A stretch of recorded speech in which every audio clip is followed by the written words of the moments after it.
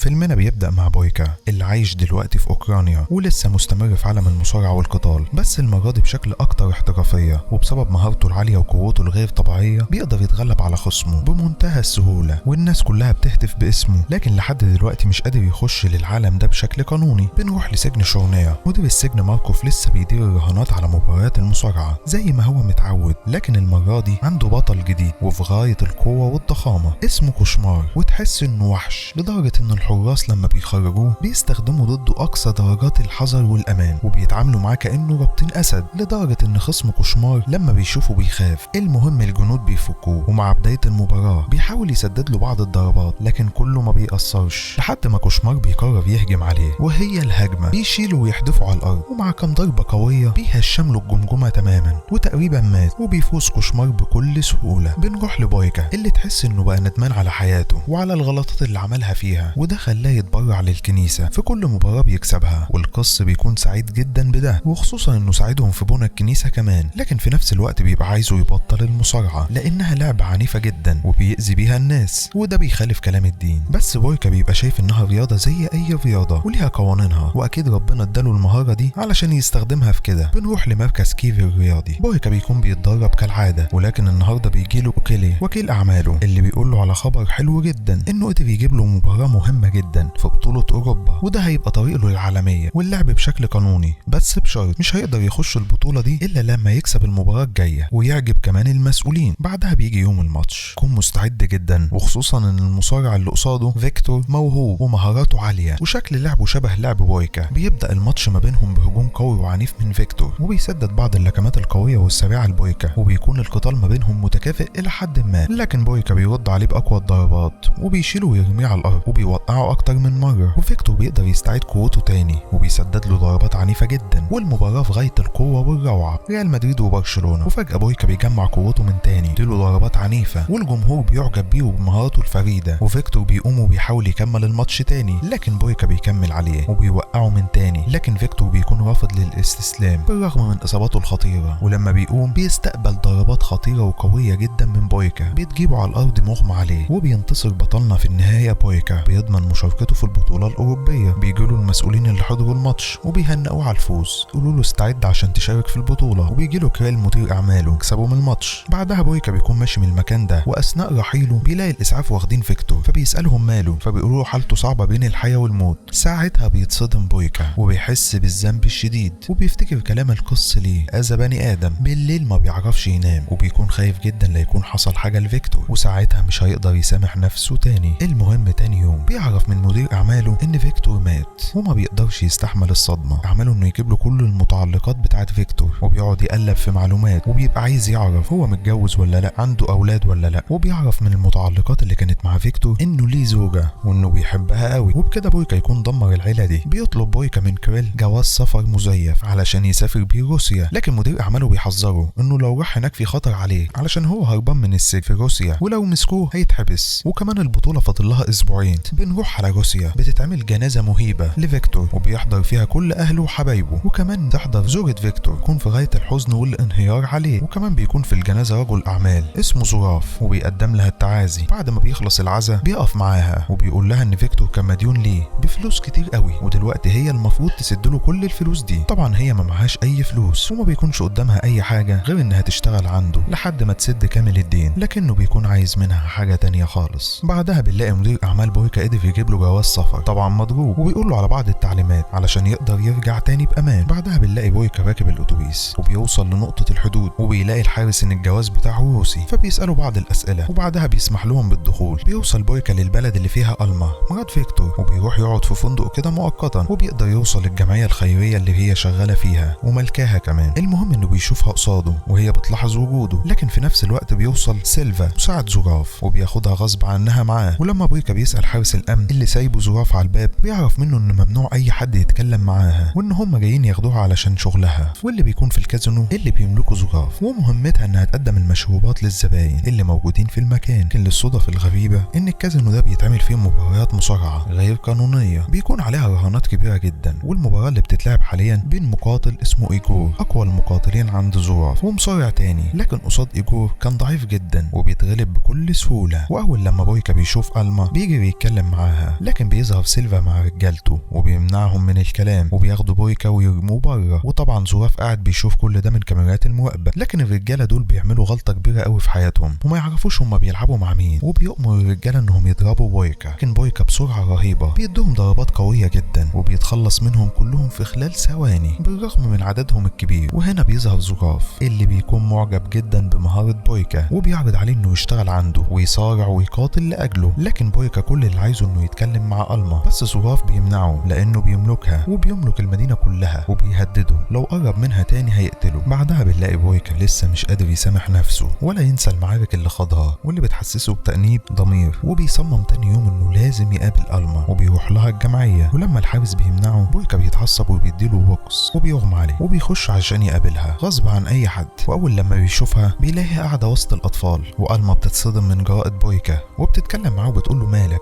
انت عايز ايه؟ فبتلاقي جايب لها متعلقات فيكتور وبيعرف انها شغاله عند زوراف عشان تسد القرض اللي خدته هي وجوزها علشان يفتحوا الجمعيه دي للاطفال. لكن الحزن بيملى عينيها لما بتعرف ان بويكا هو اللي موت جوزها اثناء قتالهم في الحلبه، وبيحاول يحكي لها ويشرح لها لكن هي ما بتبقاش عايزه تسمع منه اي حاجه، وبيقول لها ده حصل غصب عني، انا كنت شخص زمان غير دلوقتي تماما وندمان على كل اللي عملته، لكن ما بترضاش تسامحه. ترفض الفلوس اللي بيديها لها وبتقول له ان الفلوس دي ملطخه بدم جوزي، ترميها في وشه وبتطرده كمان، وبيخرج وهو متعصب وبيضرب الحارس من تاني. بعدها بنلاقي زوراف بيعين مجموعه من المقاتلين الجدد لكن ما بيكونوش كفاءه قوي وغير مؤهلين للمنافسه والقتال، وبيكون عايز حد قوي مهاراته عاليه يقدر ينافس في المباريات الكبيره ويكسبها كمان. في اللحظه دي بيوصل بويكا طاحن الكازينو بعد ما بيضرب الحارس، وقبل ما كان هيضربوه بالنار زوراف بيمنعهم، وبويكا بيقول له انا جاي اعرض عليك صفقه هقاتل من اجلك وفي المقابل تحرر الدين اللي على ألما. كلام جدا، وبيقول له خلاص يا معلم 3 ماتشات اجلي ويبقى الدين اتسد، شرط انك تفوز فيهم كلهم لو عايزها تتحرر، واخر ماتش في ال3 ماتشات بطل البطل بتاعي وبطل الكازينو ايجورو. المهم انهم بيتفقوا ان ال3 ماتشات دول يكونوا في اسبوع واحد علشان بويكا مستعجل، واثناء كلام زوراف معاه بيعرفوا انه عارفوا انه هو بويكا وانه هربان من السجن هنا في روسيا، لكن بيطمنه وبيقول له ان محدش هيقدر يلمسك طول ما انت شغال معايا علشان شرطة المدينة كلها شغالة عندي. المهم ان بويكا قرر يساعد ألما ويقدم لها شيء يخليها تسامحه، بيتصل بكيرلي وبيقول له على خبر انه هيضطر يستنى اسبوع كامل وبيوعده انه هيكون في الميعاد المحدد للبطولة. المهم ألما عرفت ان بويكا عمل كده علشانها فبتروح وتتكلم معاه، وطبعا مفيش اي اعتراض من زوراف عشان كده الاتنين شغالين عنده. تقف معاه وتبقى متضايقة علشان هيحارب عشانها وبتقول له سيبني وامشي وملكش دعوة بيا وشيلني من دماغك، لكن بويكا بيوضح لها ان كل اللي عايزه انه يحاول يصلح غلطة يريح ضميره من تاني. المهم بعدها بنلاقي بويكا رايح لصالة التدريب وبيدخل عشان يتدرب عادي، لكن بيلاقي شباب هناك وواحد منهم شايف نفسه بيضايق بويكا بيسيبه، بيضايقه تاني، لكن بويكا المرة دي بيلخص على طول من ضربة واحدة وباقي الرجالة بيبقوا خايفين. بعدها بنروح لأول ماتش بيكون ضد مقاتل قوي وسريع، بيبدأ بمجموعة من الضربات القوية والسريعة من المقاتل ده، لكن بويكا بيقدر يتجنبها وبتتوالى الضربات من بويكا، لكن المقاتل بيقوم بسرعة وبيحاول يضرب بويكا لكنه بيستقبل ضربات أقوى بكتير من الأول، ومن الواضح تفوق بويكا لدرجة إنه من كام ضربة كمان بيقع على الأرض ونزل عليه بويكا، وقبل ما هيدمر وشه بيوقف في آخر لحظة وبيفتكر فيكتور واللي حصل معاه وبيقوم وبيكتفي بالفوز في أول ماتش. بعدها بتروح تقدم له مشروب زي ما زوراف طلب منها وبيسألها لو تعرف مكان يقدر يتدرب فيه، فبتقول له فيه صالة حديد هنا قريبة، فبيقول لها رحتها بس فيها ناس مشاكسين كتير وانا عايز ابعد عن المشاكل، فبتقول له مفيش مشكلة انك تيجي تتدرب في مقر الجمعية اللي انا شغالة فيه، في صالة تدريب كده موجودة فيه. تاني يوم بيوصل للمكان وطبعا الحارس كان عايز ينتقم منه لكن ما بيقدرش يعمل له حاجة عشان بويكا بيقاتل عشان الزعيم بتاعه. ده بويكا التدريب بتاعه بأقصى جهد عنده وبيلاقي الأطفال الصغيرين قاعدين بيتفرجوا عليه وهو بيكون سعيد جدا بوجودهم وبيمنع ألما انها تاخدهم وبيقول لها سيبيهم. بعدها بتجيله فرصة تاني انه يتكلم مع ألما وبيعرف منها انها قد ايه مفتقدة جوزها ومش قادرة تتجاوز موته، وده بيحسسه بذنب كبير. بنروح للماتش التاني اللي بيكون ماتش مختلف تماما عشان بويكا مش هيقاتل خصم واحد، دول خصمين وهما الاتنين الإخوة دول، وطبعا بويكا بيتصدم وبيعرف ان زوراف بيحاول يخسروا الماتش علشان يخليه هنا للأبد. بيبدأ الماتش والإخوة بيوجهوا ضربات قوية لبويكا من كل الاتجاهات، فعلا بيستقبل كام ضربة في جسمه لكن بيرجع له تركيزه من جديد وبسرعة قوة وبخفة بيهجم عليهم بقوة وشراسة رهيبة وبيخلي كل واحد فيهم عاجز عن الحركة لبعض الوقت، وبيمسك التاني يضربه بقوة أكبر لدرجة انه بيقع على الأرض منهار، وبيرجع يضرب الأول من تاني لكن بيرجعوا الإخوة تاني وبيسجلوا له كام ضربة قوية وبويكا بيكون بيكون في غاية القوة والعنف والسرعة والمهارة، لكن 2 مصارعين في نفس الوقت شيء بيكون صعب شوية. وعلشان كده بويكا خد له ضربة قوية جدا في ظهره بتخليه يتألم بشدة. اول ما بيشوف ألما قصاده بيستجمع قوته، وطبعا بيقاتل بشراسة اكبر وبيمسك الرجالة ديت يروقها، يوجه لهم اقوى الضربات الممكنة، وبيقدر في النهاية بحركة غير عادية انه يقضي على الاتنين بالضربة القاضية في نفس الوقت. طبعا الجماهير كلها بتهتف باسمه. كده المباراة الأخيرة هتكون ضد إيجور، لكن زوراف كان عنده خطة تانية خالص. بيجيب مسؤول من سجن شورنيا اللي في روسيا وبيديله رش، وبيقول له أنا عايزك تجيب لي كوشمار لمباراة غير عادية ضد بويكا اللي هارب من السجن عندكم، يعني يعتبر كده فلوس وترقية، وهسلم لك بويكا. المهم بعد الماتش بنلاقي بويكا بيروح علشان يكمل تدريبه، وبتكون ألما في الجمعية وبتتفرج عليه، وبتقول له كمان جوزي كان بيتدرب بعد كل قتال بالرغم من إصابته. تديله أعشاب كده بتقول له ديت ادهنها على مكان الإصابة علشان تسكن لك الألم شوية. ومن الواضح كده إنها ابتدت تسامح بويكا وتفهم إن هو بيقاتل علشانها عشان يسد لها الدين. ولما بيسألها ليه ما فكرتيش تهربي من المدينة، فبتقول له أنا مش هقدر أسيب الجمعية والأطفال اللي برعاهم، واللي لو سبتهم هيترموا في الشوارع وهيكونوا أفراد عصابات ومجرمين. المهم بيروح زوراف عشان يتكلم مع ألما، وبيكون فاكر إنها معجبة ببويكا، وبيفكرها إن بويكا ده هو اللي قتل جوزها وإنه قاتل ومجرم، لكنها بتدافع عنه وبتقول له كل ده مجرد حادثة مش أكتر. لكن في الآخر زوراف بيضربها وبيحذرها إن لو بويكا رجع تاني للجمعية هيقتله. تاني يوم بيجي تليفون لبويكا من مدير أعماله بعد ما حجز له تذكرة الأتوبيس اللي هيمشي بعد الماتش على طول، وبيعرفه إن الجماهير والصحافة مستنياه وإن حلمه على الأبواب.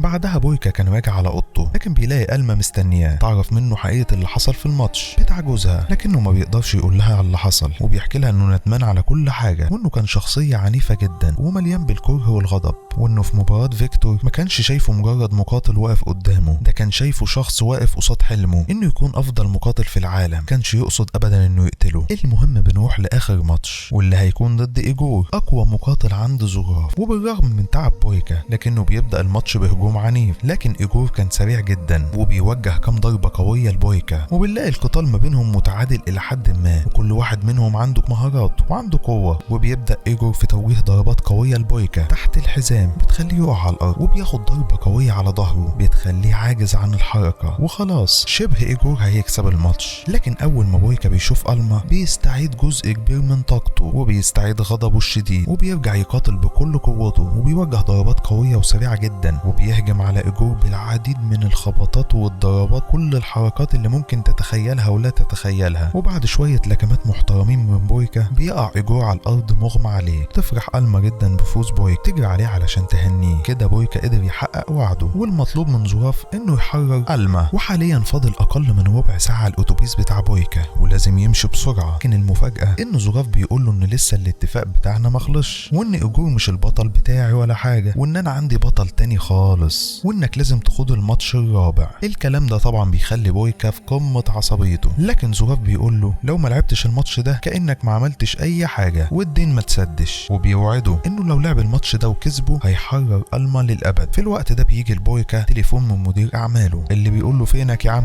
ركبت الاتوبيس ولا لسه؟ بويكا بيقول له معلش انا هتاخر شويه، وبيطمنه انه هيخلص ويجي في الميعاد. في اللحظه دي بيوصل البطل الوحش الكاسر كوشمار وبيخش للكازينو، ترعب الجماهير كلها من شكله ضخم جدا. لكن اللي بيخوف بويكا اكتر ان بيشوف ماركوف مدير السجن اللي المفروض بويكا هربان منه جاي معاه يتفرج على الماتش. المهم انه بيبدا الماتش بهجوم سريع من بويكا وضربات في غايه القوه والعمق، لكن ولا بتاثر في كوشمار. ابتدي الوحش الكاسر ده يرد الهجوم على بويكا وبيمسكه ويطحنه وينزل فيه ضرب، ومن الواضح فرق القوة بين الاتنين، وبيضرب كوشمار بويكا ضربة قوية اللي بيستقبلها من غير ما يقدر يعمل أي حاجة، وبينهار قصاده وبيقع على الأرض. لكن بويكا لما بيشوف زوراف وهو سعيد وبيضحك وألما قاعدة حزينة ومكسورة بيستعيد وعيه وغضبه من تاني، وبيرجع بويكا من تاني بقوته المعهودة وغضبه الشديد جدا، ويهجم على الوحش ده تحمل ضرباته القوية، لكن كوشمار بيضربه تاني. والكل دلوقتي متأكد إن بويكا بنسبة 100% خسر الماتش. لكن مع بويكا لا تسلم يا صديقي، بيهجم على كوشمار بضربات قوية جدا وبقى قادر على السيطرة وبقى ماسك الماتش. طبعا بويكا بيستغل النقطة دي وبيكمل هجوم بكل قوة وشراسة على كوشمار، وبيمسك ايده وبيعمل له فيها كسر خفيف، وفجأة بيطير في الجو وبكل قوته بيضربه برجله، وبيبتدي في حركاته الأكروباتية القوية كالممتعة، وفي الآخر بيضربه برجله وبيطير كوشمار بره الحلبة مغمى عليه في مباراة للتاريخ، وبيفوز بويكا. كان زوراف بيشوف كل ده وبيتضايق جدا وبيرفض انه يحرر ألما، وبيأمر رجالته انهم يهجموا على بويكا بالعصيان ويكسروه وبيسيبوه على الارض منهار. لكن بويكا مستحيل يستسلم، بيفوق تاني وبيقوموا يضربهم